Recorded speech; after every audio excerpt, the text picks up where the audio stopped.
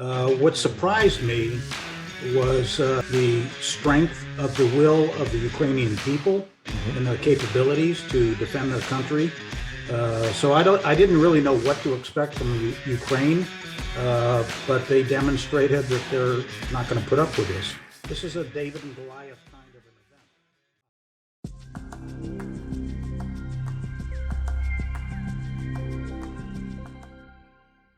General, it's great to have you back on the podcast.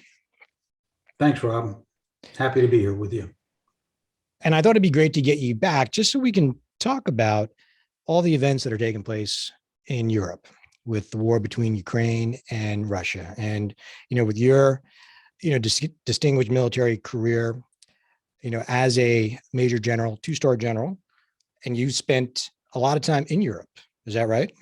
Yeah, I had 10 years in Europe, captain, major, and lieutenant colonel and colonel. So my formative years were really spread over about a 20-year period. But I was in Germany for 10 years. And a portion of that, I was in a cavalry unit that guarded the Czechoslovakian border. So let me ask you, were you surprised by Russia's invasion? No, not completely. What surprised me was two things, really. The strength of the will of the Ukrainian people and their capabilities to defend their country. Having just watched what happened in Afghanistan when the Afghan army just melted under the grilling of the Taliban. I didn't really know what to expect from Ukraine, but they demonstrated that they're not going to put up with this.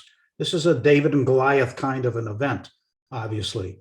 The other thing that surprised me a little bit, but not completely, was the complete ineptitude of the Russian military. And I say not completely because I understood that they were not 10 feet tall when I was facing them many years ago in the Cold War, when we had the Berlin Wall and all that sort of thing, because that's what I was in Europe for those 10-year period. During the Cold War, late 70s, mid 80s, and then after the wall fell down, I was there in the 90s when we were engaging and encouraging Eastern European countries to join NATO, which in fact, many of them did. I actually took the first military to military exchange into Hungary in 1992. And it was a fascinating experience because they were desperate to join NATO, having just been part of the Eastern Bloc. And their equipment was old, but they were energized and anxious to convince us that they were worthy of membership. And of course, Hungary, a couple of years later, did become part of NATO. And we went from 14 countries to 30 countries in a matter of a number of years. I also understand the psyche of the Russians and the Russian government, having watched NATO expand after the Berlin Wall fell. And we now have a leader there named Vladimir Putin, who was in Dresden, Germany, East Germany, when the Berlin Wall fell as a KGB agent. And so he had that mentality. Those are his roots as a spy in Eastern Germany during the Cold War. And he watched the dissolution of the Soviet Union and Russia shrink into its former self. And I believe that he has always had this desire to expand back to what was once the grander, greater Soviet Union and create those kinds of buffers between Russia and Western Europe that Eastern Europe provided. And as NATO expanded and got closer and closer and closer, he saw those buffers starting to disappear. And when Ukraine started making noise about wanting to be part of not just the European Union, but NATO, I can see why he, in his paranoid way, would see that as a threat. Yeah. So the signs were there. In that respect, I wasn't surprised because, what has he got between him and the West? He's got Belarus, which is sort of on his side. He's got Ukraine, which is not on his side. He's got the Baltic countries, which are part of NATO. He's got 800-mile border with Finland, who was neutral until he invaded Ukraine and now is making noise about wanting to be part of NATO along with Sweden. So the exact opposite effect has occurred. He's sort of like the bully on the on the playground who decides to go out there and take everybody's toys away from them and say, I'm the biggest guy on the block. Nobody can mess with me. And then somebody does. But it's absolutely amazing, the will power of the Ukrainian people and what you can do when you're determined to do it. And they are, and his army and military is not, obviously. You know, it was surprising to hear you say that, because we always hear about Russia and how powerful they are with their army, and it's interesting to hear you say that how they performed thus far, in many respects, didn't surprise you. Is that fair? Yeah, it didn't surprise me that they weren't as good as many people thought they were. Yeah. It did surprise me that they were much worse than I expected them to be. I mean, they violated so many principles of war, Yeah. and were so inept in even basic things like logistics, supplying their army in very short distances, quite frankly, comparatively speaking. When you think about coming out of Belarus to Kiev and supplying your military between there, and they just ran out of gas, they ran out of food, they ran out of ammunition, they drove down roads, they got stuck because the Ukrainians would take out the front tank and the back tank and nobody else could go anywhere, because if they got off the roads, they'd go into the mud or in the water and so forth. I mean, just they didn't think through, how do I create the conditions for success for my military? They didn't combine their capabilities into one big fist. They used like one finger at a time, so where was the air power? Think back of Desert Shield, Desert Storm, and how we invaded Kuwait, to take Iraq out. We spent 30 days of an air campaign without moving any ground forces into Kuwait. Yeah. 30 days, until we were comfortable that we owned the air, that we had completely suppressed their air defense, we had taken down their air force, and we had softened up, to use a metaphorical term, their ground forces. And now the conditions were ripe for a ground attack. That's right. Which then was over in 4 days. Right.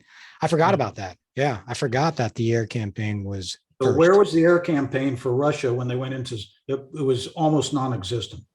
What do you think it is? Is it more of lack of skill on the Russian side, lack of leadership skill, or is it that the Ukrainians are better than people thought they were? It's a little bit of both. I think the Russian model, and for the most part, most of the Eastern European countries were like that when they were part of the Soviet Union. The Russian model is a very top-down model. They've got lots of senior officers. Let me give you a simple example. I went into, I think I mentioned already, and maybe it was a pre-talk, I went into Hungary to lead the first military-to-military exchange. I was a lieutenant colonel, and the folks on my team were majors and captains and sergeants. I had about 8 people, I think, that went in.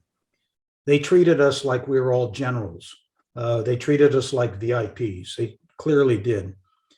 We had an exchange trip a few months later where the Hungarians came over to Germany and visited us, and we took them to a firepower demonstration. We showed them our equipment. We let them talk to our soldiers and so forth.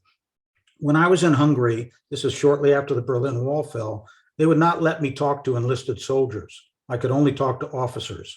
No enlisted soldiers, no sergeants briefed any of us. They were all lieutenant colonels and colonels. When they came over to our side, we turned them over to our non-commissioned officers. Why? Because that's where the rubber meets the road. They're the backbone of the military. We trust our non-commissioned officers to lead our soldiers. The Russians don't. They have senior people telling an organization, your mission is to go from point A to point B to attack that hill. And that's the only thing they tell them. And I'm oversimplifying it to make a point, but that's the only thing they tell them. And then when it starts to go awry and it starts to fail, they don't know what to do, because they were just told to go from point A to point B. There's no innovation. There's no creativity. There's no powering down of authority. None of that exists in that model of military, and it didn't exist. And so we had spent the last 20, 30 years since the Berlin Wall fell down training Eastern European in Western military tactics, techniques, procedures, strategy, operational art, and tactics.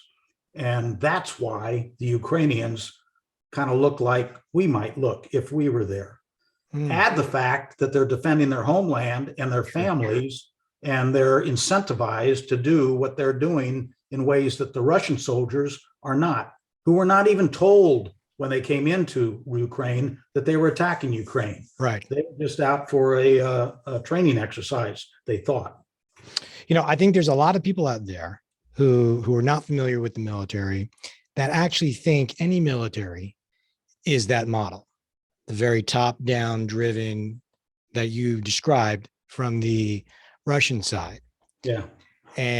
But that is not the case, in particularly with our military in the US or other militaries. Yeah, right? many of the Western countries are like us. I mean, the Brits are like us, the French are like us, the Australians are like us, the Japanese are like us. I think I mentioned Australia. I spent a dozen years in the Pacific as well, so I'm familiar with some of the militaries over there. But the Russians, the Chinese, most likely the North Koreans, I'm guessing Iranians, although they're a little bit different than in terms of the way they operate. But certainly the Russian model, and I believe the Chinese model is like that. It's very, you know, this is the way it is. This is the only way it is. Right. Don't you dare try to create anything new, different, innovative. Just do what I tell you to do, and that's it. And that stifles any, you know, I think, who was it? The famous boxer, heavyweight boxer, Mike Tyson? Mike Tyson, yeah. Mike Tyson says, you know, your plan works until you get punched, or something like that. You know, so wait a minute, there was a news release today. He got into a fight on an airplane today. Really? Yeah, it was just came over the news wire. Pretty hilarious. You know, that's another conversation about Mike Tyson, but I do believe what he said is true, that every plan works great until you get punched. And it's sort of the same way in the military. You know, every plan works until it doesn't. And few plans, you know, experience success all the way to the end. You know, and be able to be adaptive. Well, you know, and I mean, let's face it, right? I know you talk a little bit about this in your book too, but you see it in the private sector as well. That's also the difference between successful companies and ones that aren't, right? The ones that have that very top-down driven, you know, it's my way or the highway, intimidate by fear, kills the culture, kills innovation, while others take a whole different approach, right? There's a lot of correlations there. Exactly. Who knows best how a widget operates than the person who's working with a widget every single day? And so a successful CEO will go down and walk the floor and talk to his employees and say, is there a better way to do this? How should we do it? What's your experience? You know, leadership by walking around. And the same principle applies in the military too. If you stay in the headquarters, you don't get out and about, talk to the troops, see what they think, see, you know, learn from them. Ultimately, you're going to fail. And that's what we're seeing with with the Ukrainians. Yeah, the way they're approaching it. Is that fair? I think the Ukrainians are allowing people to make decisions that they need to make on site, but they're motivated. Yeah, there's no substitute for the kind of motivation that you'll feel when you're defending your country and your family. It's just now I say that in the wake of the Afghanistan thing, but that, you know, I think there's probably two different arguments there. The Taliban has been in Afghanistan for decades. It's not like Pakistan invaded Afghanistan and they're defending against Pakistan. So it's a little different model. When a foreign country, imagine Canada or Mexico invaded Texas or North Dakota, how the locals would respond to that. Yeah. You know. Let me ask you this, right, General? So looking at Zelensky and looking at Putin, does their leadership style impact what's happening with the soldiers in the trenches? Does it have an impact? And if Yeah. so, I think absolutely it does. Let me tell a quick story, and I may have told you on this on one of our earlier talks. I worked for a three-star general one time. He was an introvert, but he was a consummate gentleman, never raised his voice in anger. And I had a colonel come up to me one time. I was the deputy. I had a colonel come up to me one time and say, General so-and-so is the toughest guy I have ever worked for. And I said, really? Why is that? And he said, because I never wanted to disappoint him. If that colonel woke up and went to work and felt like he had disappointed that general, it would have been the worst feeling he ever had. And I think most of the Ukrainian people and the Ukrainian military feel that way about Zelensky. When Zelensky was offered by the West to leave Ukraine at the beginning of the war, he said, I don't need a ride, I need ammunition. And he hasn't left yet. And that's powerful. That's powerful when your leader is there and say, I'm with you. Now, on the other hand, you don't have, in my opinion, you don't have a leader in Vladimir Putin. You have a dictator who people are afraid to bring the truth to because they know that the reaction that they'll get from him. And that's part of the reason I think they failed, because nobody was willing to tell him how poorly they might do if they did what he told them to do, which was invade Ukraine. And so I'm sure Putin was surprised by the results, and hence the change in, the objective. No longer the entire country. It's the Eastern Donbass regions. So, and we'll see how that plays out. Yeah, Zelensky certainly has captivated the world for sure, with common sense, basic leadership principles too. Yeah. Right. And it certainly seems like it's going a long way within his country for sure. So let me ask you, do you think either we or NATO, do you think we're doing everything we should be doing, or should we be doing more? That's a tough question, because I'm not aware of everything that we are doing, because I'm sitting on the sideline just watching it on the news. So let me make some guesses. We are providing a tremendous amount of capabilities, but we're not providing enough. Why do I say that? I listen to Zelensky continually, repeatedly say he needs more. And the other day I read a report where he said, I feel like it's Groundhog Day and I'm Bill Murray, because a week ago I got asked the same question, what do you need? And he told them what they needed. He was talking about Western countries and Western leaders, and he still needs the same, except he needs more. Why do you continue asking me the same question when I already told you I need more of the same?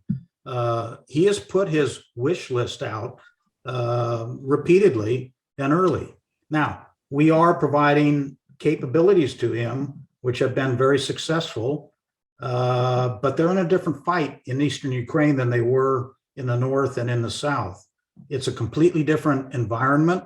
And now I think the Russians have learned that they need to mass their forces, shorten their logistical lines. They've learned from their mistakes of the way they took this on in the first place. So it's going to be tougher for the Ukrainians, and they need different tools in their kit bag. And I believe that we're starting to provide those. And when I say starting, I'm seeing reports that we're providing howitzers, 155 millimeter howitzers. In fact, we're providing 18 155 howitzers. That's 3 batteries. That's not much at all. Right. So there's a couple of issues here. One is we don't have the time to put the war on pause so that we can bring the Ukrainians out of Ukraine and train them on Western equipment. What they know, what they understand for the most part is Soviet era equipment. So the question is, where is that? And there's a lot of it in Eastern Europe. So you have to convince the Eastern Europeans to give that up, but they don't want to give up their own stuff if they are then unprotected. So then we have to make the commitment to backfill that. Classic example is an air defense system that I believe the Czechs are giving up. It's a high altitude system, but they would be exposed if they gave it up. So we have agreed to backfill that with a Patriot missile system. They're part of NATO. We can put a Patriot system in there. We can put Army soldiers, US Army soldiers in there to operate it, to protect NATO, to protect the Czech Republic. So hopefully there's more of that going on, and we are encouraging those who have Soviet era equipment with which the Ukrainians are familiar, enough incentive for them to give that over. And I would encourage them to do it in a little less public way than we appear to be.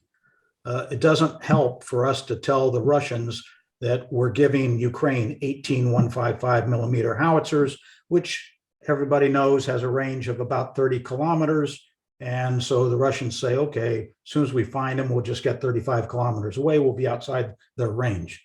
You know, we ought to be giving them capabilities without broadcasting what we're giving to them so that the Russians are surprised without firing a shot yet. Right. Yeah. Yeah. And they are patient. That's for sure. Yeah. Yeah. Yeah. Much more so than we. Yes. Well, I appreciate you coming on, and it was great just to connect and see how you're doing. And it's great to hear about your new company you're working at.